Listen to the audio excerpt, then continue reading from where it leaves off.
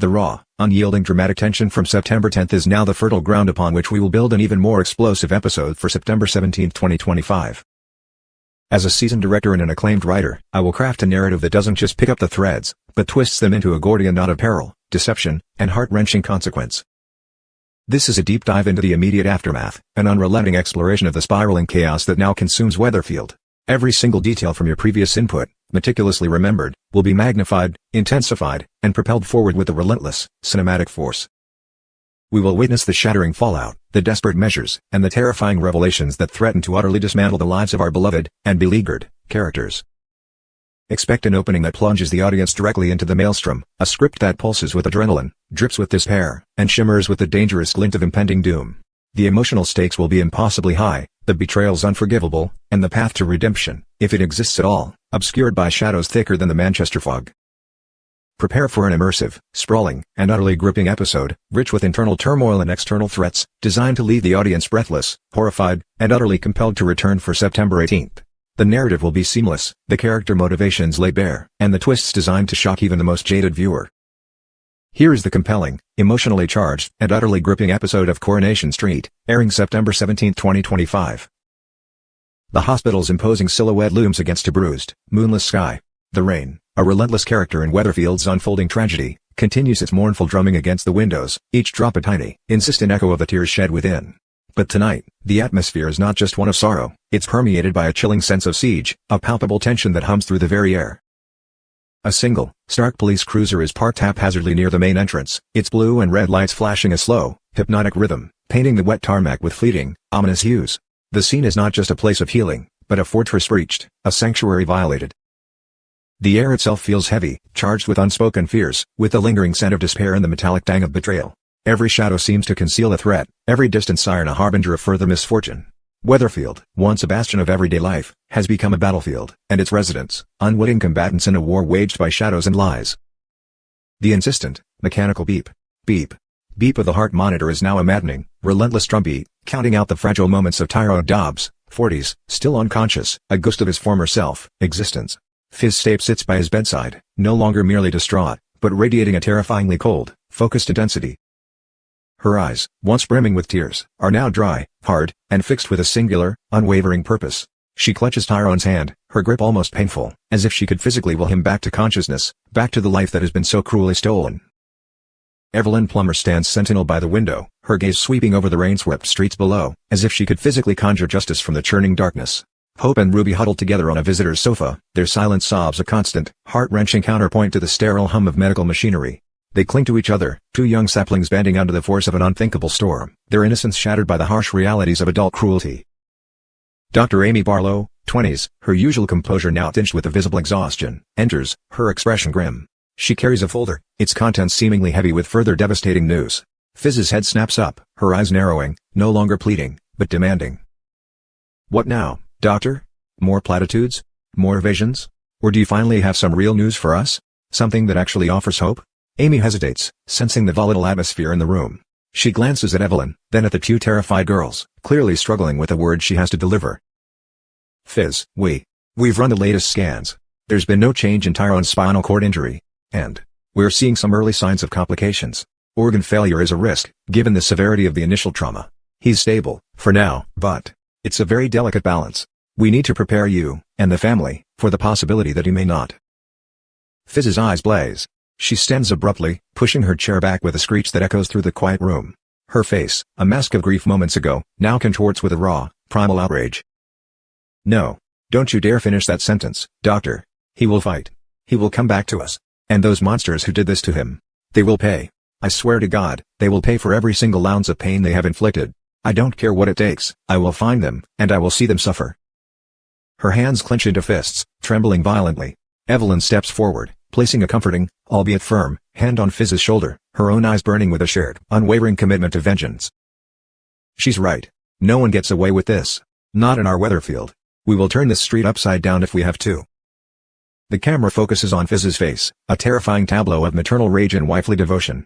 Her grief has hardened into a diamond-sharp resolve. The innocent, loving Fizz Stape is gone, replaced by a force of nature, driven by an insatiable hunger for justice, a hunger that threatens to consume everyone in its path. Her eyes, usually so warm, now hold a cold, terrifying glint, The promise of a reckoning.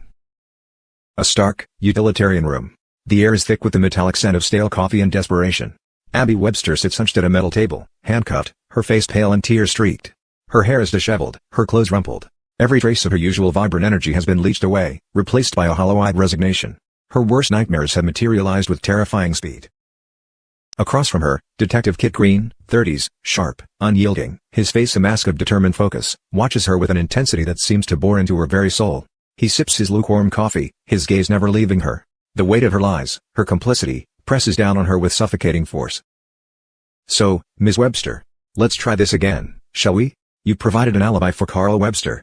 You stated he was with you the entire evening of Tyrone Dobbs' accident. A night when a car, stolen on Carl's behalf, ran down an innocent man, leaving him for dead.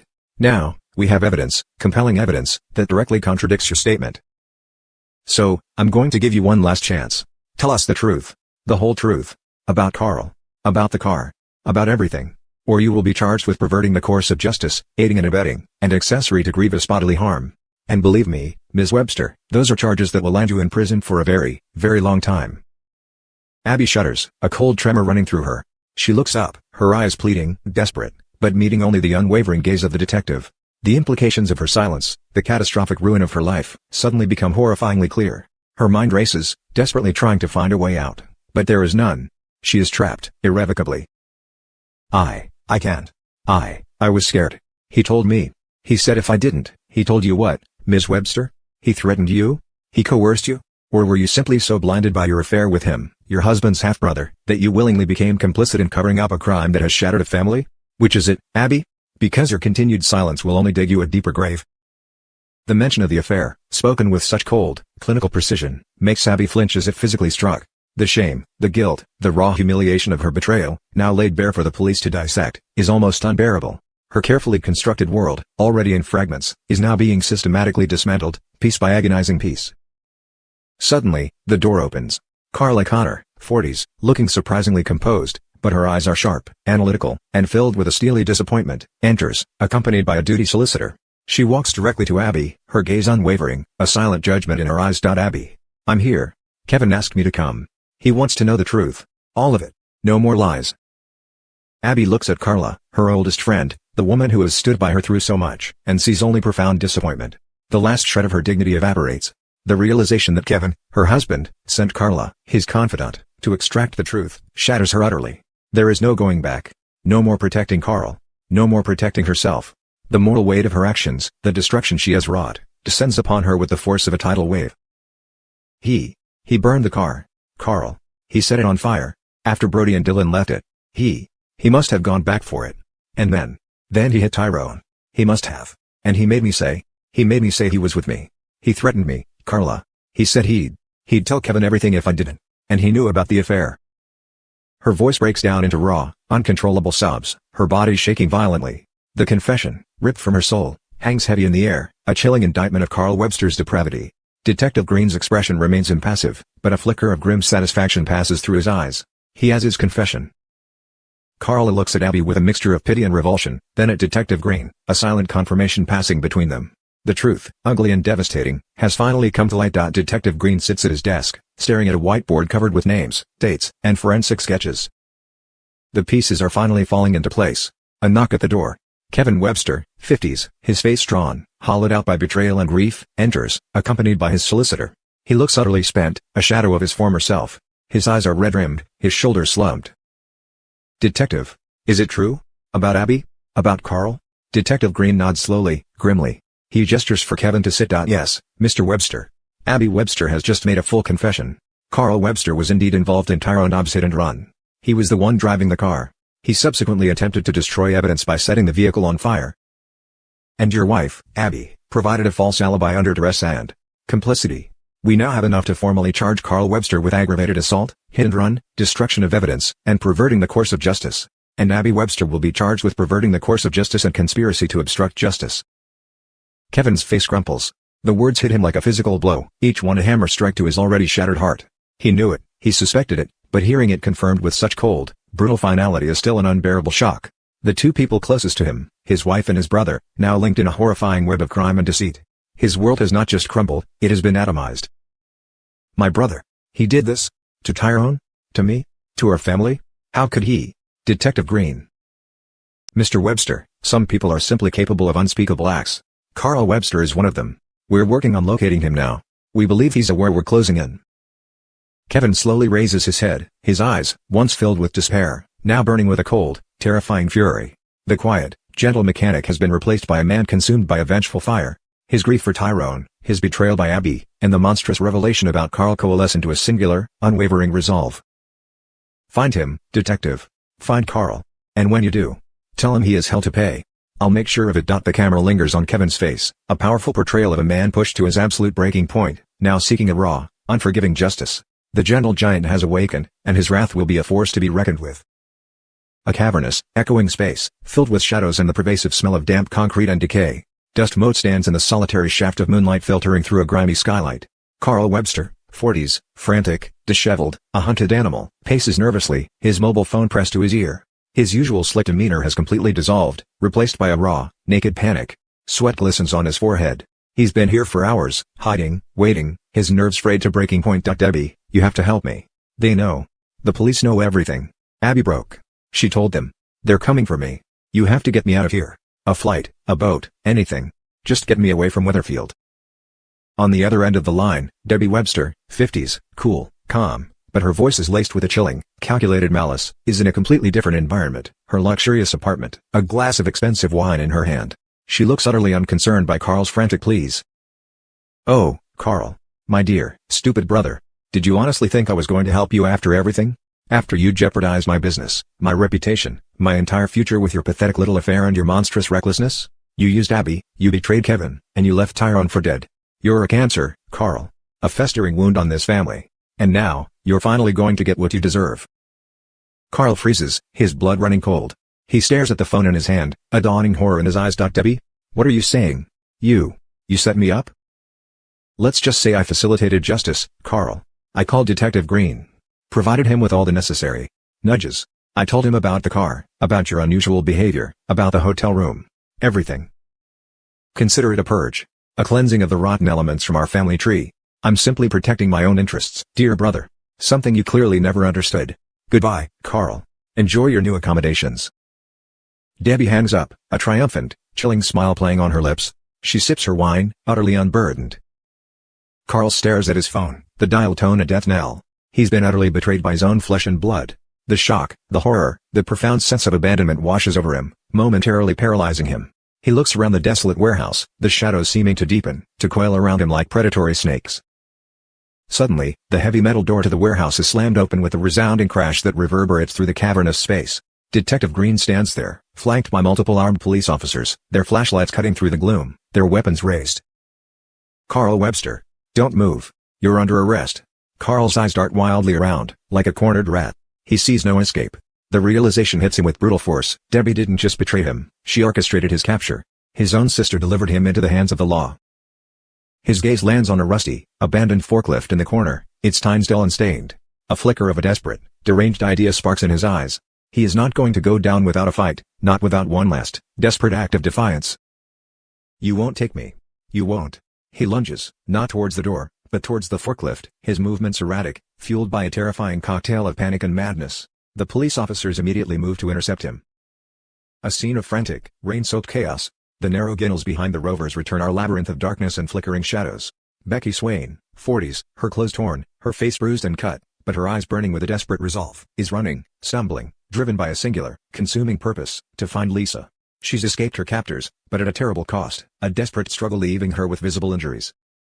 She clutches a small, blood-stained piece of fabric in her hand, a fragment of Lisa's scarf, ripped during the abduction. It's all she has to go on. Lisa. Lisa. Where are you?